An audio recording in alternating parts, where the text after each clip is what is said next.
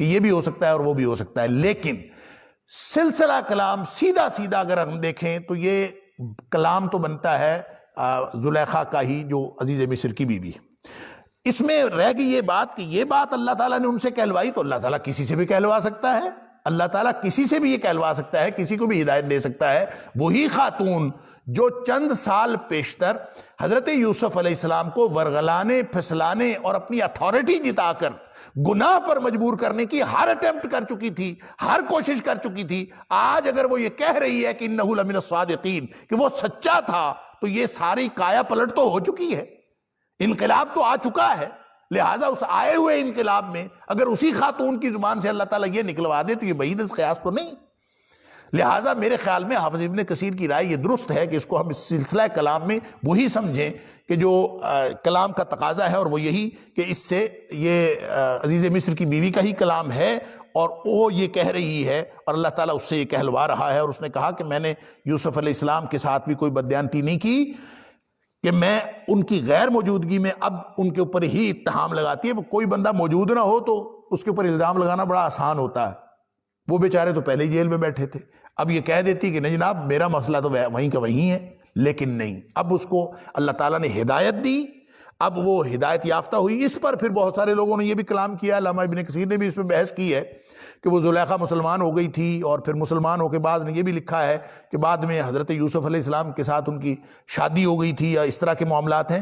تو یہ وہ ساری باتیں ہیں کہ جن کا تاریخ سے بھی کوئی ثبوت نہیں ملتا، اور نبی پاک صلی اللہ علیہ وسلم نے بھی کوئی ایسی بات نہیں بتائی، اور قرآن بھی اس کے بارے میں خاموش ہے۔ لہٰذا ایسی باتیں ہمیں قطعاً نہیں کرنی چاہیے۔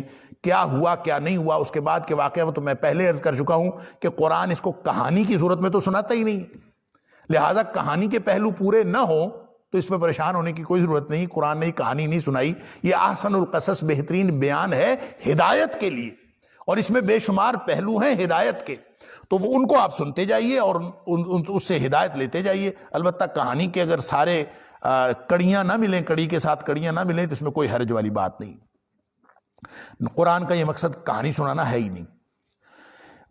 وَمَا أُبَرِّئُ نَفْسِي إِنَّ النَّفْسَ لَأَمَّارَةٌ بِالسُّوءِ إِلَّا مَا رَحِمَ رَبِّي إِنَّ رَبِّي غَفُورٌ رَحِيمٌ، جیسے میں پہلے عرض کر چکا ہوں کہ پچھلی آیت کے ساتھ اس کا تعلق ہے، اور یہ سلسلہ کلام وہی ہے۔ اگر یہ سلسلہ کلام عزیز مصر کی بیوی کا چل رہا ہے تو پھر یہ اس نے کہا، اور اگر یہ حضرت یوسف علیہ السلام نے کہا ہے تو یوسف علیہ السلام نے کہا کیا؟ پہلے آیت کا ترجمہ دیکھ لیتے ہیں اور پھر دیکھتے ہیں کہ دونوں صورتوں میں اس کا مفہوم کیا ہوگا۔ وَمَا أُبَرِّئُ نَفْسِي، میں اپنے نفس کو، اپنی جان کو یا اپنے آپ کو میں بری نہیں کرتا یا بری نہیں کرتی۔ دونوں باتیں ہو سکتی ہیں۔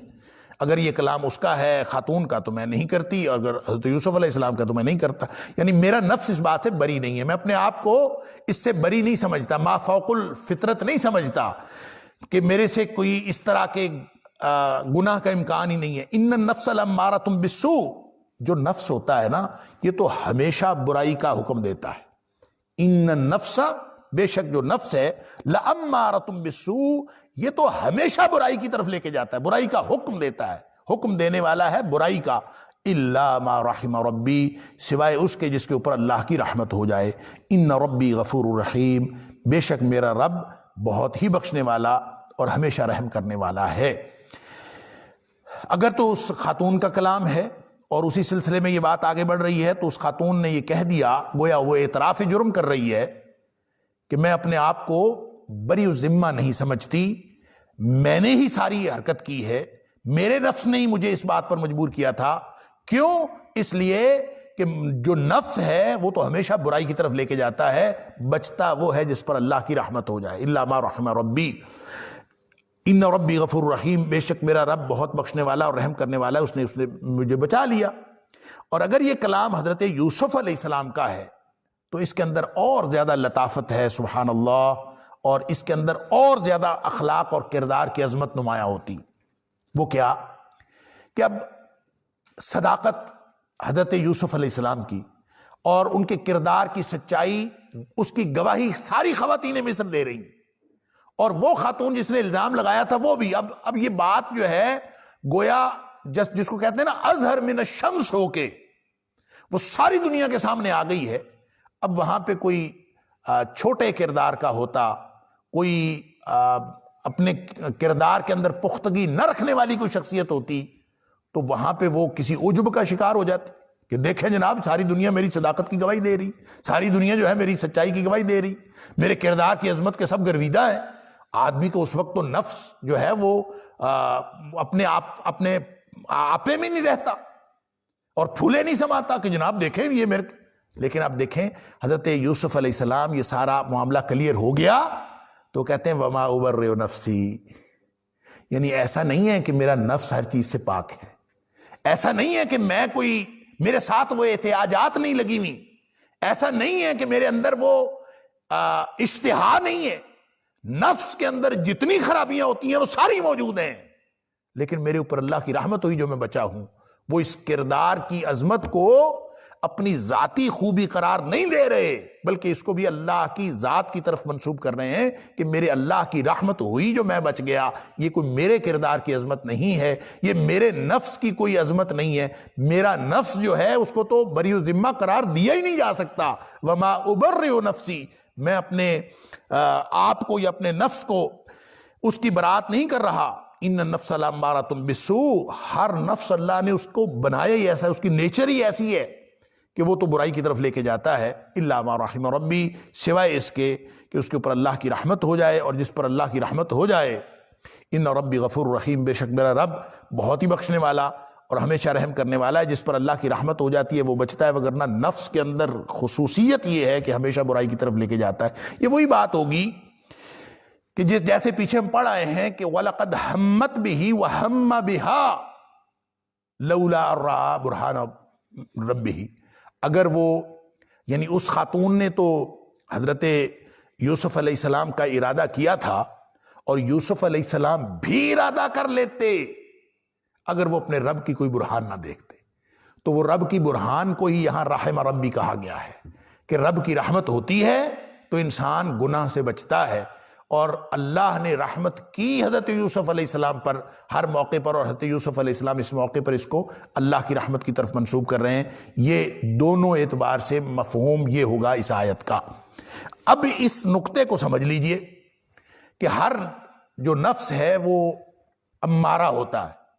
اب بعض لوگوں نے تو اس سے قسمیں نکال لی نا نفس کی، کہ ایک نفس لوامہ ہوتا ہے، قرآن میں بیان ہوا، اور نفس لوامہ، اور اسی طرح ایک نفس مطمئنہ ہوتا ہے، یہ بھی قرآن میں استعمال ہوا کہ یا ایتھا النفس المطمئنہ ارجعی الی ربک راضیۃ مرضیہ، اور ایک نفس امارہ ہوتا ہے۔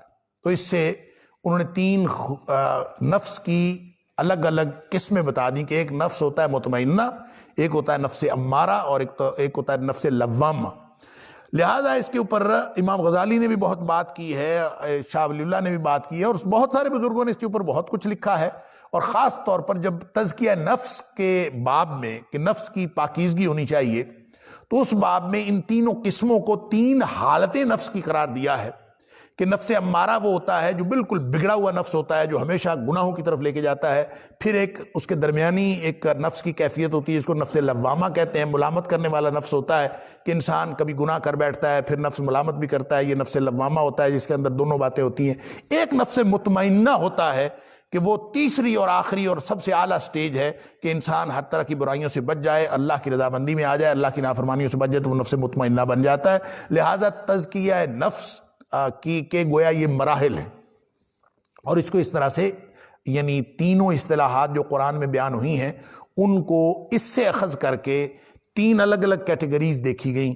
ہو سکتا ہے یہ بات درست ہو، اور اسی ٹرینڈ کو پھر آگے لوگوں نے بڑھایا ہے، اور اب جدید مفکرین میں تو میں نے ایسے بھی دیکھے، ایک جگہ میں نے کہیں پڑھا کہ ہمارے دور حاضر کے ایک بڑے مفکر ہیں، انہوں نے کہا کہ نفس کی 3 قسمیں نہیں ہیں، نفس کی 12 قسمیں ہیں، اور انہوں نے مختلف جگہ سے جہاں اللہ کریم نے قرآن میں کہیں نفس کا ذکر کیا یا حدیث کے اندر کہیں نفس کا ذکر آیا کہ نفس یہ کرتا ہے، اس کے جو مختلف افعال ہیں یا مختلف جو اس کے اوصاف ہیں یا اس کے جو مختلف پہلو ہیں، اس کو بطور قسموں کے بتا کے سامنے رکھا ہے۔ نفس ایک اس قسم کا ہوتا ہے، اس قسم کا ہوتا ہے، 12 قسمیں ہیں، یہ 3 تو تھوڑی ہیں، انہوں نے 12 بنا دی۔ لہٰذا آئندہ بھی یہ عمل جاری رہے تو قسمیں اور بھی نکل سکتی ہیں۔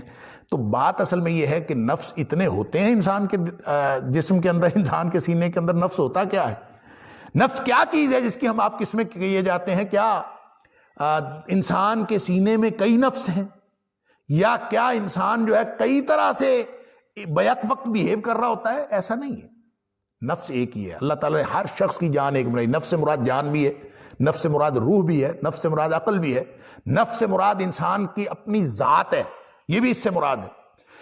انسان کا ایک ظاہری شخصیت کا پہلو، ایک باطنی شخصیت کا پہلو، ان سب کو آپ نفس کہیں گے. فلاسفہ نے اور صوفیاء نے نفس، روح، عقل، باطن، وجدان، مختلف قسم کی جو اصطلاحات استعمال کی ہیں، وہ بہرحال کسی ایسی خصوصیت کا ذکر کرتی ہیں جو انسان کے باطنی پہلو سے تعلق رکھتا ہے.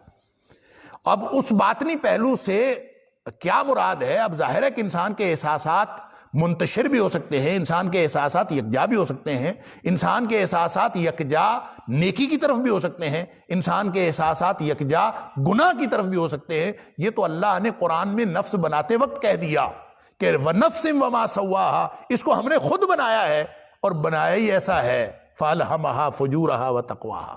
اس کے اندر دونوں قسم کی خوبیاں ہم نے ڈالی ہیں. فَأَلْهَمَهَا فُجُورَهَا وَتَقْوَاهَا، اس میں گناہ بھی ہے، اس میں برائی بھی ہے، اس میں نیکی بھی ہے. فجور اور تقوی دونوں ڈالے ہیں. لہذا یہ تو جنگ ہر وقت جاری رہے گی. نفس کے اندر برائی موجود ہے، اللہ نے بائی ڈیفالٹ رکھ دی. نفس کے اندر نیکی موجود ہے، اللہ نے بائی ڈیفالٹ رکھ دی ہے. انسان اپنے کرتوتوں سے، انسان اپنے ارادے سے، انسان اپنے ماحول سے، انسان اپنی پرورش سے، انسان اپنے گھر کے ماحول سے، باہر کے ماحول سے، اپنی تعلیم سے، اپنی تربیت سے، وہ ان دونوں میں سے کسی ایک چیز کو مضبوط کر لیتا. مستقل مجاہدے سے، مستقل محنت سے اور کوشش سے وہ ان دونوں میں سے کبھی نیکی غالب آ جاتی ہے اور تقوی کا پہلو غالب آ جاتا ہے، فجور کا پہلو دب جاتا ہے، اور کبھی فجور کا پہلو غالب آ جاتا ہے اور تقوی کا پہلو دب جاتا ہے. لہذا نفس اگر اس کو اس کی مرضی پر چھوڑ دیا جائے تو وہ ہمیشہ فجور والا حصہ استعمال کرے گا. نفس کی نوعیت یہ ہے، اللہ نے بنایا اس کو ایسا ہے. لہذا یہاں جو اللہ تعالیٰ فرماتا ہے لَأَمَّارَةٌ بِالسُّوءِ، اس کا یہ مطلب نہیں ہے اسپیسیفکلی یا لازمی طور پر یہ مطلب نہیں ہے کہ یہ قسم ہے نفس کی، بلکہ یہ اس کا ایک فعل ہے. اس کا فعل کیا ہے؟ لَأَمَّارَةٌ بِالسُّوءِ، نفس ہمیشہ برائی کی طرف لے کے جاتا ہے. إِلَّا مَا رَحِمَ رَبِّي، جس پر رحمت ہو جائے اللہ کی وہ اس برائی سے بچ سکتا ہے، وگرنہ یہ تو گویا ہمارے اندر ایک دشمن رکھا اللہ نے. دو دشمن ہیں انسان کے، بہت تگڑے سخت دشمن. اس امتحان کی زندگی میں الذی خلق الموت والحیات لیبلوکم ایکم احسن عملا، جس امتحان کو دینے کے لیے ہم اس دنیا میں آئے ہیں، اللہ نے یہ جو حیاتی دی ہے، یہ جو زندگی دی ہے، اس امتحان میں دو تگڑے دشمن اللہ نے ہمارے ساتھ لگا دیے ہیں. ایک ابلیس اور اس کے لشکر ہیں، وہ خارج میں ہیں. ان کی بھی ہر وقت کوشش یہ ہے وَيُرِيدُ الشَّيْطَانُ أَن يُضِلَّهُمْ ضَلَالًا بَعِيدًا، ہر وقت شیطان یہ چاہتا ہے کہ اس کو سیدھے رستے پر نہ جانے دے. اب یہ دو رستے بتا کے اِنَّا هَدَيْنَاهُ السَّبِيلَ إِمَّا شَاكِرًا وَإِمَّا كَفُورًا فَمَنْ شَاءَ فَلْيُؤْمِنْ فَمَنْ شَاءَ فَلْيَكْفُرْ. چاہے تو وہ ایمان والا بنے، چاہے تو کفر والا بنے. اب ایمان والا رستہ بھی موجود ہے، کفر والا رستہ بھی موجود ہے، اور یہ ابلیس اور اس کے لشکر، ان کا پروگرام ہی یہ ہے، ان کی پوری جو ایفرٹس ہیں، پوری سرگرمیاں یہ ہیں کہ اس کو ہم نے جنت والے رستے پہ نہیں جانے دینا، اس کو جہنم والے رستے پہ لے کے جانا.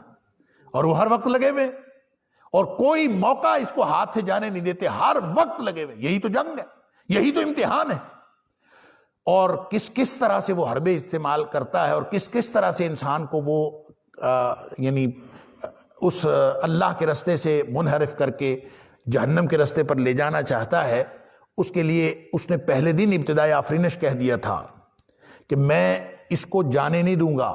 لَأَقْعُدَنَّ لَهُمْ صِرَاطَكَ الْمُسْتَقِيمَ، اللہ میں تیرے سیدھے رستے کے درمیان میں بیٹھ جاؤں گا، اس کو میں نے جانے نہیں دینا ادھر. اللہ ثُمَّ لَآتِيَنَّهُمْ مِنْ بَيْنِ أَيْدِيهِمْ وَمِنْ خَلْفِهِمْ وَعَنْ أَيْمَانِهِمْ وَعَنْ شَمَائِلِهِمْ، میں کبھی ان کے سامنے سے آؤں گا، کبھی میں ان کے پیچھے سے آؤں گا، کبھی دائیں سے آؤں گا، کبھی بائیں سے آؤں گا. اللہ اکبر.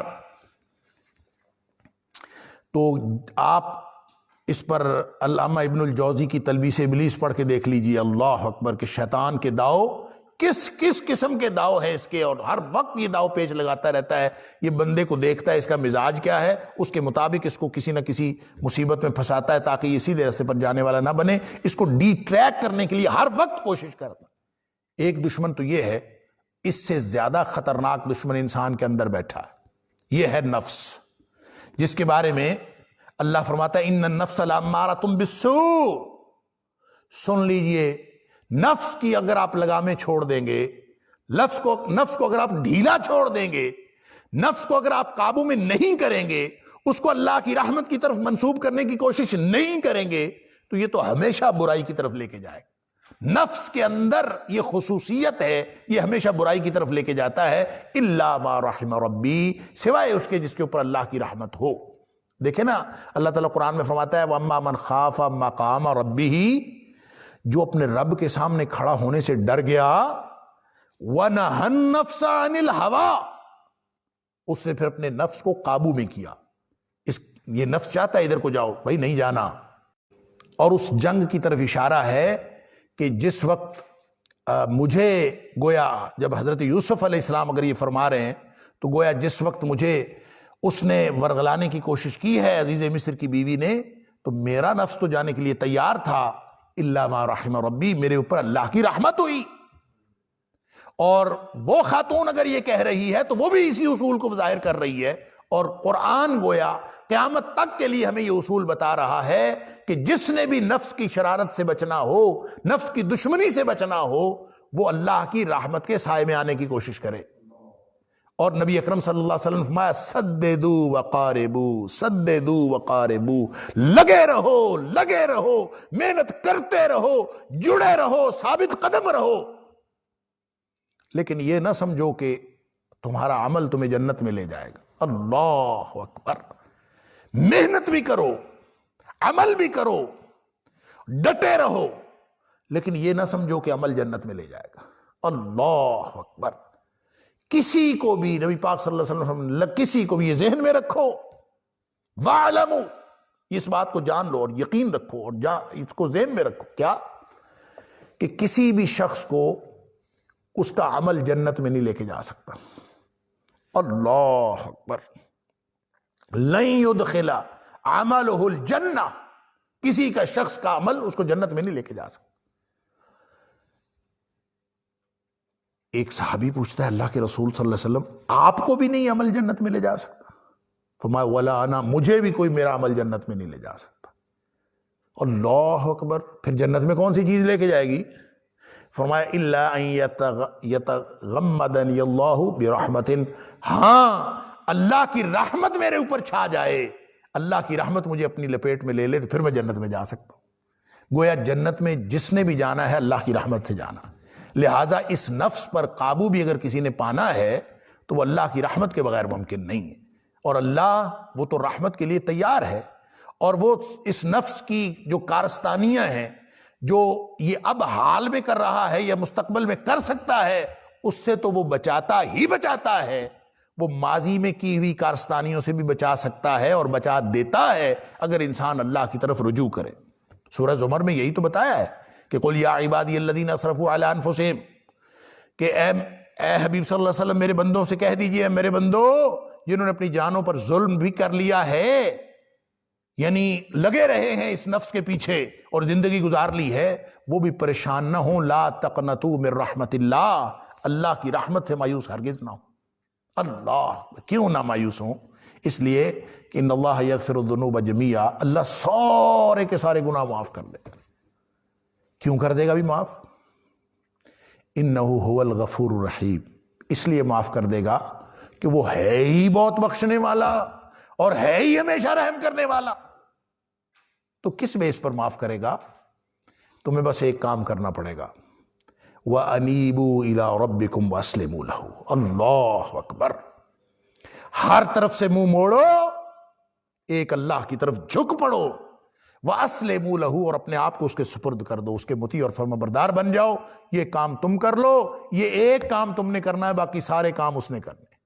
تم اللہ کے طرف انابت کرو، ہر طرف سے منہ موڑ کے ایک اللہ کی طرف جھک پڑو، باقی کام اللہ کا ہے. لہٰذا اگر کسی نے نفس کی شرارت سے بچنا ہو، کسی نے اس نفس کے کیے ہوئے اعمال کی شامتوں سے بچنا ہو، مستقبل میں ان شرارتوں سے بچنا ہو، اور جہنم میں جانے والے اعمال سے بچنا ہو، اور شیطان کے جال سے بچنا ہو، اور جنت میں جانے کا کسی شخص کو کوئی لالچ ہو، امید ہو اور طمع ہو، تو اس کے لیے کوئی راستہ اور نہیں ہے سوائے اس کے کہ وہ اپنے آپ کو اللہ کی رحمت کی طرف لے جائے۔ اور اللہ کی رحمت کی طرف جانے کا ایک ہی طریقہ ہے، اپنی مرضی کرنا چھوڑ دو، نفس کو اس کی مرضی سے روک دو کہ بھائی تیری مرضی نہیں چلنی، میرے اللہ کی مرضی چلنی۔ یہ جو مرضی چاہے اس کو سمجھائے کہ نہیں تیری مرضی نہیں چلنی، اور اگر پھر بھی یہ نہ مانے تو اس کو لگام دے۔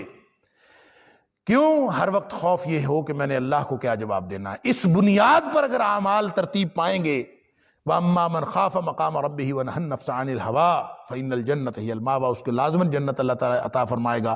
تو یہاں یہ حقیقت واضح کی گئی ہے کہ بھائی تمہارے اس پورے امتحان میں، جس حالت امتحان میں میں اور آپ ہم سب ہیں، اور یہ دنیا جو کمرہ امتحان ہے، اس کمرہ امتحان میں ہر لمحہ امتحان جاری ہے، اور یہ دو دشمن یہ ہمیں امتحان میں فیل کرانے پر لگے ہوئے ہیں۔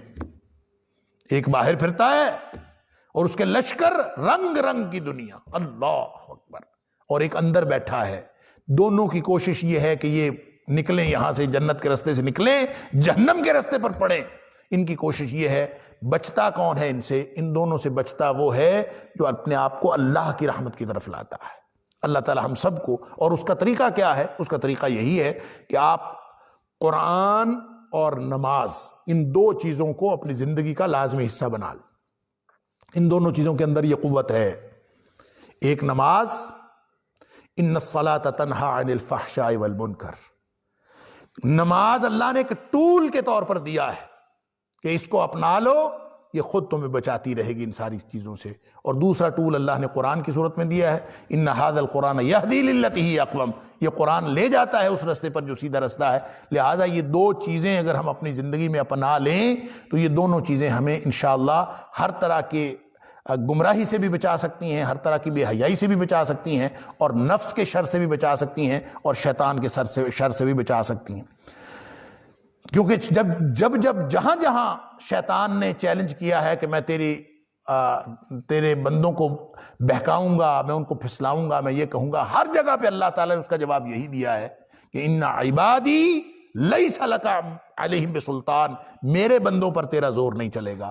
تو ہم اگر اللہ کے بندے بن جائیں، اللہ کی رحمت کی طرف آ جائیں، پھر بچ سکتے ہیں۔ یہ ہے وہ اصول جو اللہ تعالیٰ یہاں پہ بتا رہا ہے کہ حضرت یوسف علیہ السلام کے کردار کی عظمت کے پیچھے یہی اصول ہے کہ انہوں نے ہر موقع پر اپنے رب کی رحمت کی استدعا کی، اللہ نے اپنی ہر موقع پر ان کے اوپر اپنی رحمت کی، اور اس رحمت سے وہ ہر جگہ سے بچتے بچاتے وہ کہاں کنویں سے نکلے ہیں اور بادشاہ بن گئے ہیں۔ اللہ نے دنیاوی قیادت بھی عطا فرما دی، اور دینی سیادت بھی عطا فرما دی، نبوت بھی دی، اور بادشاہت بھی دی، سبحان اللہ۔ اور کہاں سے نکال کے دی، کیسے کرتا ہے اللہ تعالیٰ۔ دیکھیں یوسف علیہ السلام تو صبر کرتے آئے، اور جب بھائیوں نے آ کے دیکھا، آخر پہ جا کے آئے گا کہ جب بھائیوں نے دیکھا کہ یوسف، اللہ اکبر، تمہیں تو ہم نے کنویں میں پھینکا تھا، تو یوسف ہے، جب یہ پہچان ہوئی اور آخر پہ جا کے عقدہ کھلا، کہانی آگے بڑھے گی۔ تو اس موقع پر حضرت یوسف علیہ السلام نے یہی کہا تھا، اِنَّهُ مَن يَتَّقِ وَيَصْبِرْ۔ کیا ہے اصول، کیا ہے، کیسے بچیں گے؟ اِنَّهُ مَن يَتَّقِ وَيَصْبِرْ، جو شخص تقوی اختیار کرے، کیا مطلب؟ اللہ کی ناراضگی سے ہر لمحہ بچنے کی کوشش کرے، اور ہر لمحہ اللہ کی رضامندی حاصل کرنے کی کوشش کرے، یہ ہے یتقی کا معنی۔ وَيَصْبِرْ، اور اللہ کی اطاعت پر ڈٹا رہے اور اپنے نفس کو روکے رکھے۔ صبر کا معنی روک لینا ہے، جو اپنے نفس کو روکے رکھے اور اللہ کی ناراضگی سے بچتا رہے اور اللہ کی رضامندی حاصل کرنے کی کوشش کرتا رہے اور اسی پر ڈٹا رہے۔ تو فرمایا پھر ان اللہ لا یضیع اجر المحسنین، اللہ تعالیٰ پھر ایسے محسنوں کا، ایسے نیکوکاروں کا اجر کبھی ضائع نہیں کرتا۔ لہٰذا آپ بھی ڈٹ جائیے، اللہ کی طرف سے اجر تو موجود ہے، اللہ کی طرف سے تو قانون موجود ہے، ہم اللہ کے نہیں رہے، اس میں نہ اللہ کا کوئی قصور ہے نہ اللہ کے دین کا کوئی قصور ہے، قصور تو ہمارا ہے۔ اصول قانون اللہ نے ایک بنا کے امتحان کا تمہیں دے دیا، دشمن موجود ہے، ایک اندر ہے ایک باہر ہے، اس کے شر سے بچنے کا طریقہ بھی بتا دیا، اور اگر کوئی شخص اس طریقے کو اپنائے گا تو بچ جائے گا، جو نہیں اپنائے گا وہ نہیں بچے گا۔ یہی اس کا مفہوم ہے اس آیت کا۔ اللہ تعالیٰ ہم سب کو اپنے نفس کے شر سے بھی بچنے کی توفیق عطا فرمائے اور شیطان کے شر سے بھی بچنے کی توفیق عطا فرمائے۔ وقال الملک اتونی بہ استخلصہ لنفسی، اللہ اکبر، بادشاہ کہتا ہے اس کو میرے پاس لے آؤ۔ استخلصہ لنفسی، میں اس کو اپنا مقرب خاص بناتا ہوں۔ استخلصہ، میں خالص کر لیتا ہوں اس کو، خالص کرنا چاہتا ہوں اس کو اپنے لیے، لنفسی، اپنے آپ کے لیے، یعنی وہ میرا مقرب خاص بن جائے۔ ایسا شاندار آدمی جو جیل میں پڑا ہے اس کو نکالو، اس نے تو تدبیر مملکت کی بھی ایک انتہا درجہ کی شاندار قسم کی ایک مثال قائم کی ہے کہ اس طرح سے تدبیر کی جا سکتی ہے، شاندار تجویز دی ہے، تو اس کو لاؤ تاکہ میں اس کو اپنا مقرب خاص بناؤں اور تاکہ ہم اس تدبیر سے بھی فائدہ اٹھائیں، اور علاوہ ازیں بھی اللہ تعالیٰ نے جو ان کو معاملہ فہمی عطا کی ہے اس سے فائدہ اٹھائیں۔ پوری بات تو وہ سمجھ گیا نا، پورا کردار دیکھیں، ملاقات ابھی تک نہیں ہوئی، اب وہ سمجھ گیا ہے کہ یہ جیل میں پڑا ہوا شخص جو ہے وہ کس قدر عظیم آدمی ہے اور جلیل القدر آدمی ہے، تو اس نے کہا کہ اس کو لے آئیں تاکہ میں اس کو اپنا ساتھی بنا لوں، مقرب خاص بنا لوں، اس طرح سے ہم ساری پلاننگ کر لیں۔ فلما کلمہ قال انک اليوم لدینا مکین امین، جب ان کی گفتگو ہوئی، فلما کلمہ پر، پھر جب اس نے اس سے گفتگو کی، قال، تو پھر اس نے کہا، یعنی بادشاہ نے، انک اليوم، یوسف علیہ السلام سے کہا، انک اليوم، بے شک تو آج سے، لدینا، ہمارے پاس، مکین امین، بہت مقام و مرتبے والا ہے اور حفاظت پر مامور کیا گیا، امین بنایا گیا۔ یہ جو مکین امین ہے، اس کا مطلب یہ ہوا، اس پوری آیت کو آپ ذرا اس طرح سے سمجھیے کہ جس وقت تک بادشاہ یوسف علیہ السلام کو بلا رہا ہے نا وہاں سے کہ جیل سے لے آؤ، تو اس وقت تک اس کا خیال اور ہے، اس وقت تک اس کا خیال یہ ہے کہ استخلصہ لنفسی، میں اس کو اپنا ساتھی بنا لوں گا، اپنا مقرب خاص بناؤں گا۔ یہ پہلے مرحلے کی بات ہے، ابھی وہ آئے نہیں ہے حضرت یوسف علیہ السلام۔ تو گویا یہ جو آدھی آیت ہے یہ کہانی کا ایک حصہ بیان کرتی ہے، اور اگلی آیت کہانی کا اگلا حصہ بیان کرتی ہے کہ وہ پہلے تو اس نے جو سمجھا تھا، جو بات اس نے سمجھی سنی، اس نے کہا کہ اس کو لے آؤ، میں اپنا مقرب خاص بنا لیتا ہوں۔ اب جب حضرت یوسف علیہ السلام تشریف لائے، اب آئے ہوں گے، بیٹھے ہوں گے، گفتگو ہوئی ہوگی، وہ جو تدبیر کی تجویز دی تھی، تدبیر مملکت کی، اس تجویز پر بھی گفتگو ہوئی ہوگی۔ اب جب حضرت یوسف علیہ السلام کے ساتھ آمنا سامنا ہوا اور بیٹھک ہوئی، فلما کلمہ، میٹنگ ہوئی، میٹنگ کے بعد اس کا خیال بدل گیا۔ یہ جو مکین امین ہے نا، بعض لوگوں نے تو کہا کہ انہوں نے کہا تھا کہ میں تجھے اپنا مقرب خاص بناتا ہوں، تو جب گفتگو کرنے کے بعد اس نے کہا ٹھیک ہے، آج کے بعد تم مقرب خاص ہو۔ مکین کا معنی ہوتا ہے مکان والا، مرتبے والا، اور امین کا معنی ہوتا ہے جس کو کوئی امانت سپرد کی جائے، لہٰذا انہوں نے کہا جی مقرب خاص بنا لیا، مکین امین کا یہی معنی۔ لیکن یہ قرآن کے الفاظ تقاضا کرتے ہیں کہ ان دونوں میں فرق ہے۔ پہلے اس نے کہا استخلصہ لنفسی، میں تجھے مقرب خاص بناتا ہوں۔ فلما کلمہ، اب یہ اگلی بات ہے، فلما کلمہ، پھر جب گفتگو ہوئی تو اس کے اوپر تو اور زیادہ عقدے کھلے حضرت یوسف علیہ السلام کی شخصیت کے، وہ تو حیران رہ گیا کہ یہ کیا شخصیت ہے۔ لہٰذا اس کے بعد اس نے یہ نہیں کہا کہ تو صرف مقرب خاص رہے گا، اب تو اس نے کہا جو لینا ہے لے لو، انک لدینا مکین امین، کہ ہمارے پاس تو بہت مقام و مرتبے والا ہے۔ یہ مکین وہی ہے، آگے آپ جا کے پڑھیں گے، اللہ فرماتا ہے انا وکذالک مکننا لیوسف، ہم نے یوسف علیہ السلام کو تمکین عطا فرما دی، یوسف علیہ السلام کو ہم نے حکومت عطا فرما دی، یوسف علیہ السلام کو جائے قرار عطا فرما دی۔ یہ وہی مکین ہے کہ جس کا اللہ تعالیٰ نے سورہ حج کے اندر یوں ذکر کیا کہ الذین ان مکناہم فی الارض، کہ وہ لوگ جن کو ہم زمین میں حکومت عطا کریں، تو وہ حکومت عطا کرے تو اقاموا الصلاۃ وآتوا الزکوٰۃ، کہ پھر وہ نماز پڑھاتے ہیں، وہ زکوٰۃ کا سسٹم قائم کرتے ہیں۔ تو یہ اس کا مطلب یہ ہوا کہ جب اس نے کہا نا کہ پہلے تو بات ہوئی تھی صرف مقرب خاص بنانے کی، لیکن فلما کلمہ، اب یہ کلام کی چاشنی اور کلام کا اسلوب سمجھیے، اور سبحان اللہ یعنی وہ کیا عقدے کھلتے ہیں کہ پہلے تو بات تھی استخلص نفسی، اس کو لے آؤ